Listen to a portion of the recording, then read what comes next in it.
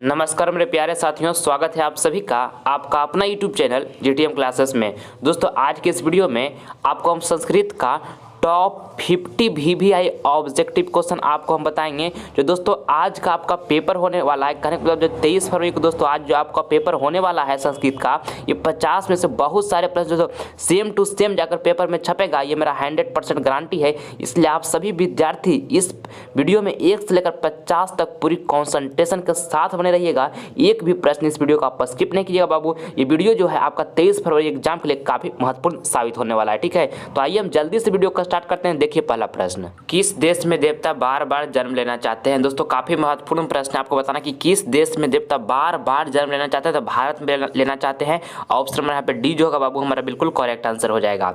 आइए अगला प्रश्न देख लेते हैं। दूसरा नंबर कहता है कि शत्रु राज क्या बढ़ा रहे हैं? आपको बताना है कि शत्रु राज क्या बढ़ा रहे हैं? तो अशांति और कलह बढ़ा रहे हैं। ठीक है, ऑप्शन नंबर यहाँ पे सी जो होगा हमारा बिल्कुल करेक्ट आंसर हो जाएगा। आइए अगला प्रश्न हम देखते हैं। तीसरा नंबर, संस्कार को कितने भागों में बांटा गया है? आपको बताना कि संस्कार को कितने भागों में बांटा गया है? तो 5 भागों में बांटा गया है। ठीक है, ऑप्शन नंबर यहाँ पे बी जो होगा हमारा बिल्कुल करेक्ट आंसर हो जाएगा, आप इसको याद रखिएगा। चलिए अगला प्रश्न हम देख लेते हैं। चौथा नंबर कहता है उपनिषद के कितने प्रकार होते हैं? दोस्तों काफी महत्वपूर्ण है चौथा नंबर प्रश्न आपकी फाइनल बोर्ड परीक्षा के लिए। आपको बताना है कि उपनिषद के कितने प्रकार होते हैं? तो 108 प्रकार होते हैं। ऑप्शन नंबर यहाँ पे डी जो होगा बिल्कुल करेक्ट आंसर हमारा हो जाएगा। आपको इसको अच्छे तरीके से याद रखना है। ठीक है, चलिए अगला प्रश्न हम देखते हैं। पांचवा नंबर, एशिया का सबसे बड़ा पुल किस नदी पर है? दोस्तों काफी महत्वपूर्ण है ये पांचवा नंबर प्रश्न आपके बोर्ड एग्जाम के लिए। आपको बताना है कि एशिया का सबसे बड़ा पुल किस नदी पर है? तो गंगा नदी पर है। ठीक है, ऑप्शन नंबर यहाँ पे बी जो होगा हमारा बिल्कुल करेक्ट आंसर हो जाएगा। आपको इसको अच्छी तरीके से याद रखना है। ठीक है, चलिए अगला प्रश्न हम देखते हैं। छठा नंबर देखिएगा, कहते हैं कि नदियां नाम और रूप को छोड़कर किस में मिल जाती है? दोस्तों काफी महत्वपूर्ण है आपके बोर्ड एग्जाम के लिए प्रश्न। आपको बताना है कि नदियां नाम और रूप को छोड़कर किस में मिल जाती है? तो समुद्र में मिल जाती है। ऑप्शन नंबर ए जो होगा हमारे यहाँ पे बिल्कुल करेक्ट आंसर हो जाएगा। आप सभी विद्यार्थी इसको अच्छे तरीके से याद रखिएगा। ठीक है, चलिए अगला प्रश्न हम देखते हैं। 7 नंबर देखिएगा, कहता है बूढ़े बाघ के हाथ में क्या था? आपको बताना कि बूढ़े बाघ के हाथ में क्या था? तो सोने का कंगन था। ठीक है बाबू, ऑप्शन नंबर यहाँ पे ए जो होगा हमारा बिल्कुल करेक्ट आंसर हो जाएगा। आइए अगला प्रश्न हम देखते हैं 8 नंबर। दोस्तों इस वीडियो के माध्यम से आपको हम टॉप 50 वीवीआई ऑब्जेक्टिव क्वेश्चन बताएंगे। जो दोस्तों आज का आपका जो पेपर होने वाला है 23 फरवरी को, दोस्तों जो आपका पेपर होने वाला है संस्कृत को, ये 50 में से बहुत सारे प्रश्नों को सेम टू सेम हूबहू लड़ेगा। ये मेरा 100% गारंटी है। इसलिए आप सभी विद्यार्थी 1 से लेकर 50 तक पूरी कंसंट्रेशन के साथ बने रहिएगा। एक भी प्रश्न आप स्किप नहीं कीजिएगा। ठीक है, चलिए देखिएगा 8 नंबर प्रश्न कहता है कि बृहस्पति नामक मंत्री कहाँ रहते थे? आपको बताना है प्रश्न में ना कि बृहस्पति नामक जो मंत्री थे वो कहाँ रहते थे? तो मिथिला में रहते थे। ऑप्शन नंबर यहाँ पे डी जो होगा हमारा बिल्कुल राइट आंसर हो जाएगा। चलिए अगला प्रश्न हम देखते हैं 9 नंबर कहता है मंगलम पाठ में कितने मंत्र हैं? आपको बताना है कि मंगलम पाठ में कितने मंत्र हैं? तो 5 मंत्र है। ठीक है, ऑप्शन नंबर यहाँ पे बी जो होगा क्या हो जाएगा? बिल्कुल हमारा सही आंसर हो जाएगा। चलिए अगला प्रश्न हम देखते हैं। 10वां नंबर देखिएगा, कहता है सुख का वहन करने वाला कौन है? दोस्तों काफ़ी महत्वपूर्ण है ये प्रश्न आपके बोर्ड एग्जाम के लिए। आपको बताना है कि सुख का वहन करने वाला कौन है? तो दोस्तों अहिंसा है। ठीक है, ऑप्शन नंबर यहाँ पे बी जो होगा हमारा बिल्कुल सही आंसर हो जाएगा। चलिए अगला प्रश्न हम देखते हैं। 11 नंबर देखिएगा, कहता है कि सिखों के 10वें गुरु और सिखों के 10वें गुरु गुरु गोविंद सिंह का जन्म किस स्थान पर हुआ था? काफ़ी महत्वपूर्ण है 11 नंबर प्रश्न आपके बोर्ड एग्जाम के लिए। आपको बताना कि सिखों के 10वें गुरु गुरु गोविंद सिंह का जन्म किस स्थान पर हुआ था? तो पटना में हुआ था बाबू। ऑप्शन नंबर यहाँ पे ये जो होगा हमारा बिल्कुल करेक्ट आंसर हो जाएगा। चलिए अगला प्रश्न हम देखते हैं। 12 नंबर देखिएगा, कहता है देवलोक का मार्ग किससे खुलता है? आपको बताना है कि देवलोक का जो मार्ग है वो किससे खुलता है? तो सत्य से खुलता है। ऑप्शन नंबर ए जो होगा हमारा बिल्कुल करेक्ट आंसर हो जाएगा। चलिए अगला प्रश्न हम देखेंगे 13 नंबर कहता है पटना के किस दिशा में गंगा बहती है? आपको बताना कि पटना की किस दिशा में गंगा बहती है? तो उत्तर दिशा में बहती है। कहाँ बहती है? उत्तर दिशा में बहती है। ऑप्शन नंबर सी जो होगा हमारा बिल्कुल करेक्ट आंसर हो जाएगा। चलिए अगला प्रश्न हम देख लेते हैं। 14 नंबर देखिएगा, कहता है कि आलस कथा का रचनाकार कौन है? दोस्तों काफी महत्वपूर्ण है 14 नंबर प्रश्न आपके बोर्ड एग्जाम के लिए। आपको बताना कि आलस कथा का रचनाकार कौन है? तो विद्यापति है। ऑप्शन नंबर ए जो होगा हमारा बिल्कुल करेक्ट आंसर हो जाएगा। आइए नेक्स्ट प्रश्न हम देखते हैं 15 नंबर। कैमोदी महोत्सव कहाँ मनाया जाता था? आपको बताना कि कैमोदी महोत्सव कहाँ मनाया जाता था? तो पाटलिपुत्र में मनाया जाता था। ऑप्शन नंबर यहाँ पे सी जो होगा बिल्कुल हमारा करेक्ट आंसर हो जाएगा। आप इसको याद कर लीजिएगा। चलिए अगला प्रश्न देखिएगा। 16 नंबर, हमारी भारतीय धारा कैसी है? आपको बताना कि हमारी भारतीय धारा कैसी है, तो विशाल है। ठीक है, आप इसको ध्यान में रखिएगा। ऑप्शन में यहाँ पे डी जो होगा हमारा बिल्कुल करेक्ट आंसर हो जाएगा। चलिए अगला प्रश्न हम देख लेते हैं। 17 नंबर कहता है पटना का इतिहास कितना वर्ष पुराना है? आपको बताना कि पटना का इतिहास जो है कितना वर्ष पुराना है, तो 2500 वर्ष पुराना है बाबू। ये प्रश्न वेरी इंपॉर्टेंट है आपके बोर्ड एग्जाम के लिए, आज का पेपर में जाकर ये टपकेगा। ठीक है, चलिए अगला प्रश्न हम देखते हैं। 18 नंबर प्रश्न देखिएगा, इसमें आपको बताना है कि घर में अगलगी को देखकर कौन लोग पलायमान हो गए हैं। दोस्तों काफ़ी महत्वपूर्ण है 18 नंबर प्रश्न आपके बोर्ड एग्जाम के लिए। कहता है कि घर में अगलगी को देखकर कौन लोग पलायमान हो गए, तो धूर्त लोग जो थे पलायमान हो गए थे। ठीक है, ऑप्शन में यहाँ पे सी जो होगा हमारा बिल्कुल करेक्ट आंसर हो जाएगा। चलिए अगला प्रश्न हम देख लेते हैं। 19 नंबर देखिएगा, कहता है कि चारों आलसियों को बाहर कैसे निकाला गया? दोस्तों काफ़ी महत्वपूर्ण है 19 नंबर प्रश्न आपके बोर्ड एग्जाम के लिए। आपको बताना है प्रश्न कि चारों आलसियों को बाहर कैसे कैसे निकाला गया था? केस पकड़ कर निकाला गया बाबू, याद रखिएगा। ऑप्शन में बी जो होगा बिल्कुल करेक्ट आंसर हो जाएगा। आज का पेपर में ये प्रश्न टपकेगा। चलिए अगला प्रश्न हम देखते हैं। अगला प्रश्न देखिएगा 20 नंबर कहता है जन्म पूर्व संस्कार कितने हैं? आपको बताना है कि जन्म पूर्व संस्कार कितने हैं, तो 3 है। ऑप्शन में यहाँ पे सी जो होगा बिल्कुल करेक्ट आंसर हमारा हो जाएगा। ठीक है, चलिए अगला प्रश्न हम देखते हैं। 21 नंबर देखिएगा, कहता है कि मनुष्यों को कर्तव्य और अकर्तव्य का बोध कौन कराता है? काफ़ी महत्वपूर्ण है 21 नंबर प्रश्न आपके बोर्ड एग्जाम के लिए। आपको बताना है कि मनुष्यों को कर्तव्य और अकर्तव्य का बोध कौन कराता है, तो शास्त्र कराता है। ठीक है, ऑप्शन में यहाँ पे ये जो होगा बिल्कुल हमारा करेक्ट आंसर हो जाएगा। चलिए अगला प्रश्न हम देख लेते हैं। 22 नंबर देखिएगा, कहता है कि महाभारत का युद्ध कितने दिन तक चला? आपको बताना है 22 नंबर प्रश्न में कि महाभारत का युद्ध कितने दिन तक चला, तो 18 दिन तक चला। ठीक है, ऑप्शन में यहाँ पे डी जो होगा हमारा बिल्कुल करेक्ट आंसर हो जाएगा। आप इसको अच्छे तरीके से याद रखिएगा। ठीक है, चलिए अगला प्रश्न हम देखते हैं। 23 नंबर देखिएगा, कहता है कि वास्तविक आलसियों की संख्या कितनी है? आपको बताना है 23 नंबर प्रश्न में कि वास्तविक आलसियों की जो संख्या है वो कितनी है, तो 4 है। ऑप्शन नंबर यहाँ पे सी जो होगा बिल्कुल हमारा करेक्ट आंसर हो जाएगा। आप इसको अच्छी तरीके से याद रखिएगा। ठीक है, चलिए अगला प्रश्न हम देखते हैं। 24 नंबर देखिएगा, कहता है किसके काल में पाटलिपुत्र की रक्षा व्यवस्था उत्कृष्ट थी? काफ़ी महत्वपूर्ण है दोस्तों ये 24 नंबर प्रश्न आपके बोर्ड एग्जाम के लिए। आपको ये प्रश्न बताना है कि किसके काल में पाटलिपुत्र की रक्षा व्यवस्था उत्कृष्ट थी, तो चंद्रगुप्त मौर्य के काल में दोस्तों पाटलिपुत्र की जो रक्षा व्यवस्था थी ना उत्कृष्ट थी। ऑप्शन में ये जो होगा हमारा बिल्कुल करेक्ट आंसर हो जाएगा। आप इसको अच्छे तरीके से याद रखिएगा। ठीक है, चलिए अगला प्रश्न हम देखते हैं। 25 नंबर देखिएगा, कहता है आर्य समाज की स्थापना कब हुई थी? आपको बताना कि आर्य समाज की स्थापना कब हुई थी, तो दोस्तों 1875 ईस्वी में आर्य समाज की स्थापना हुई थी। 1875 ईस्वी में। ऑप्शन नंबर सी जो होगा हमारे यहाँ पे बिल्कुल सही आंसर हो जाएगा। चलिए अगला प्रश्न हम देख लेते हैं। 26 नंबर कहता है कि मानवता का विनाश का भय किससे है? आपको बताना है 26 नंबर प्रश्न में कि मानवता का जो विनाश है ना का उसका भय जो है किससे है, तो अस्त्र से है, अस्त्र से। ऑप्शन नंबर बी जो होगा हमारा बिल्कुल सही हो जाएगा। आप इसको याद रखिएगा। चलिए अगला प्रश्न हम देखते हैं।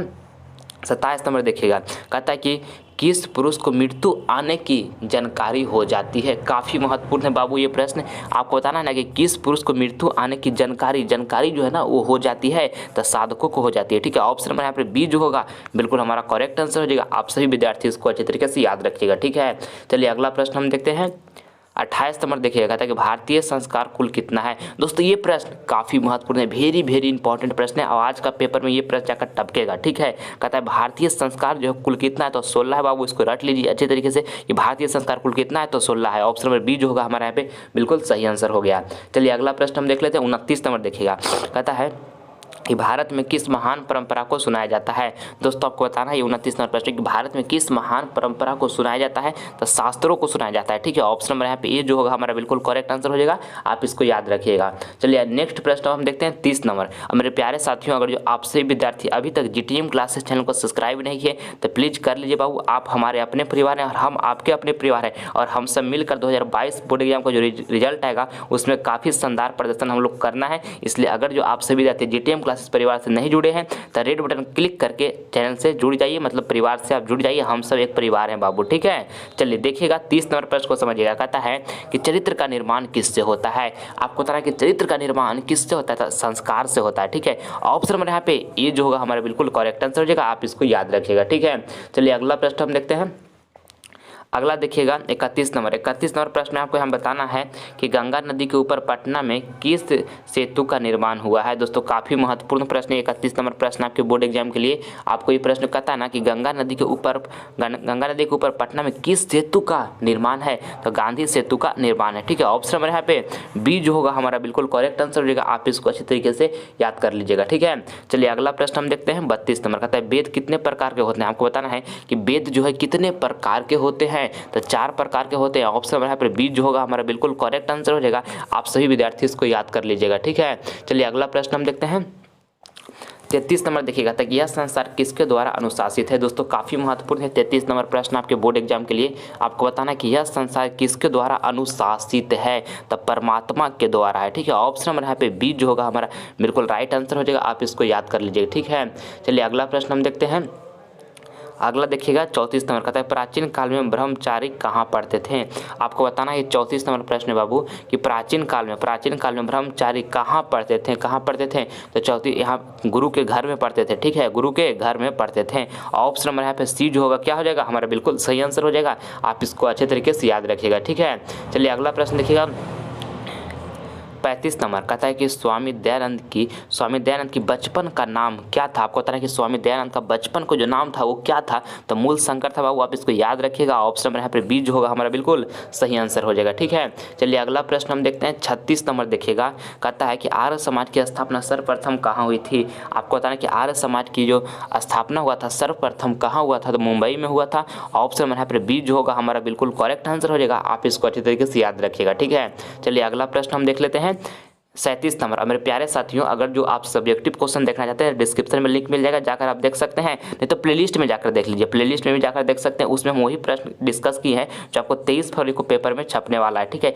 इसलिए एग्जाम देने से पहले वो एक बार उसे जरूर देख लीजिए। अभी भी आपके पास समय है, आपको काफ़ी मदद मिलेगा एग्जाम में। ठीक है, इस बात को ध्यान में रखिएगा। हिम्मत नहीं हारिएगा बाबू, पूरी कॉन्फिडेंस से पूरी आत्मविश्वास के साथ आप एग्जाम में जाइए। आप एग्जाम में बहुत अच्छा कीजिएगा। आपका माता पिता का आशीर्वाद आपके साथ है, आपका गुरु का आशीर्वाद आपके साथ है और आपका 1 साल का मेहनत आपके साथ है। ठीक है, तो पूरी कॉन्फिडेंस के साथ आत्मविश्वास के साथ एग्जाम में जाइए। ठीक है, चलिए देखिएगा 37 नंबर प्रश्न कहता है कि कर्ण के पास जन्म से ही क्या था, तो कवच और कुंडल था। ठीक है, ऑप्शन नंबर यहाँ पे ये जो होगा हमारा बिल्कुल करेक्ट आंसर हो जाएगा। चलिए अगला प्रश्न हम देखते हैं 38 नंबर देखिएगा स्वामी दयानंद की शिक्षा की शुरुआत किस भाषा माध्यम से हुई। आपको बताना है कि स्वामी दयानंद की शिक्षा की जो शुरुआत हुआ था ना वो किस भाषा माध्यम से हुई, तो संस्कृत से हुआ। ठीक है, ऑप्शन नंबर यहाँ पे ये जो होगा हमारा बिल्कुल करेक्ट आंसर हो जाएगा। चलिए अगला प्रश्न हम देख लेते हैं 39 नंबर प्रश्न देखिएगा राम प्रवेश के गाँव का क्या नाम था। आपको बताना है कि राम प्रवेश का गाँव का क्या नाम था, तो दोस्तों भिखन टोला नाम था। क्या था, भिखन टोला नाम था। ऑप्शन नंबर यहाँ पे डी जो होगा हमारा बिल्कुल करेक्ट आंसर हो जाएगा। चलिए अगला प्रश्न हम देखते हैं अब 40 नंबर देखिएगा कहता है कि राम प्रवेश के पिता थे। आपको बताना है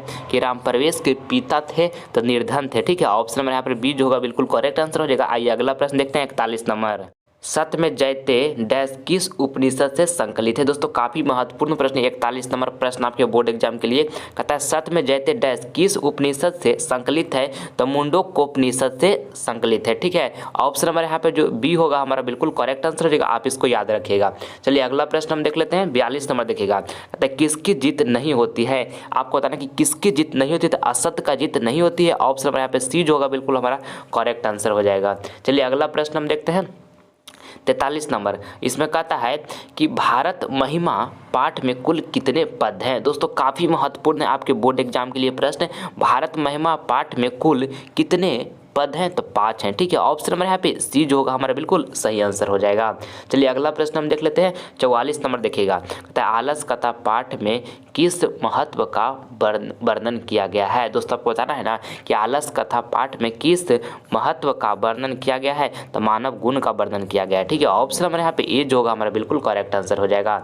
चलिए अगला प्रश्न हम देख लेते हैं 45 नंबर देखिएगा कहता है कि करमवीर राम प्रवेश ने किस परीक्षा में उच्च स्थान प्राप्त किया। काफ़ी महत्वपूर्ण प्रश्न है 45 नंबर प्रश्न आपके बोर्ड एग्जाम के लिए। आपको बताना कि करमवीर राम प्रवेश ने किस परीक्षा में उच्च स्थान प्राप्त किया, तो केंद्रीय लोकसभा में प्राप्त किया। ठीक है, ऑप्शन नंबर यहाँ पे सी जो होगा हमारा बिल्कुल करेक्ट आंसर हो जाएगा।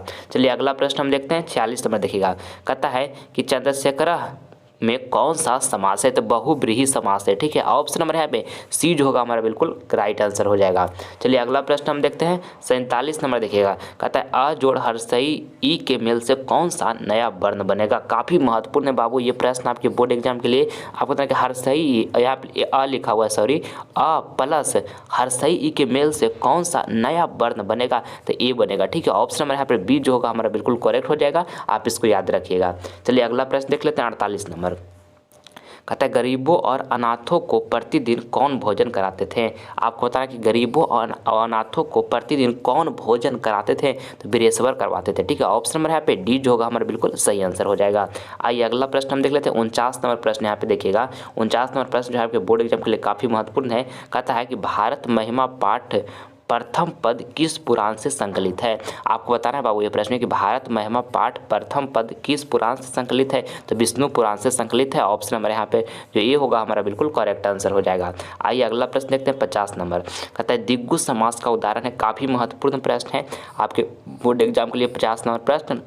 कहता है दिग्गु समास का उदाहरण है तो सप्ताह है। ठीक है, ऑप्शन नंबर यहाँ पे ए जो होगा हमारा बिल्कुल राइट आंसर हो जाएगा, आप इसको याद रखिएगा। आइए अगला प्रश्न है बाबू आपका HW का प्रश्न। ये प्रश्न आप सभी विद्यार्थी को मैं होमवर्क दे रहा हूँ, जवाब इसका कमेंट बॉक्स में दीजिएगा जो आंसर आपको सही लगेगा। आपको बताना कि पटना में बहुत बार कौन आए? महावीर, अकबर, भगवान बुद्ध, दशरथ। जो आपको आंसर सही लगेगा उसको कमेंट बॉक्स में जवाब दीजिएगा। आप सभी विद्यार्थी का हम कमेंट का प्रतीक्षा करेंगे। ठीक है, और दोस्तों अगर ये वीडियो आपको पसंद आए तो इस वीडियो को आप दिल से लाइक कर दें और ज़्यादा से ज़्यादा इस वीडियो को अपने फ्रेंड के पास भी शेयर करें ताकि इस वीडियो के माध्यम से आपका फ्रेंड भी कुछ नॉलेज कर सके। और अगर जो अभी तक चैनल को सब्सक्राइब नहीं किया तो कर लीजिए। इससे आपको फायदा क्या होगा कि हम लाइव क्लास लेकर आएंगे तो नोटिफिकेशन जो होगा सबसे पहले आपको मिलेगा। ठीक है, और हर हालत में दोस्तों हिम्मत रखना, कॉन्फिडेंस रखना, अपने आप पर आत्मविश्वास के साथ जाएगा एग्जाम देने के लिए बाबू। आपका माता पिता का आशीर्वाद, आपका गुरु का आशीर्वाद, आपका मेहनत सब आपके साथ है। डरने की क्या बात है, पूरी कॉन्फिडेंस के साथ आत्मविश्वास के चाहिए। आप सभी विद्यार्थियों को GTM क्लासेस परिवार की तरफ से बेस्ट ऑफ लक।